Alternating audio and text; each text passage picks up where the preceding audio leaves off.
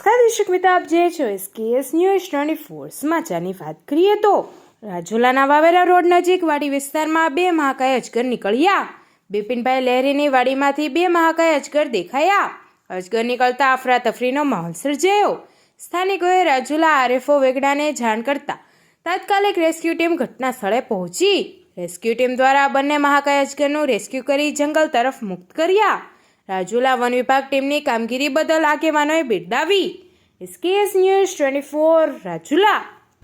હું બિપિન કનુભાઈ લહેરી, મારી વાડી રાજુલાને અડીને એટલે કે રાજુલા કબ્રસ્તાનની સામે આવેલ છે।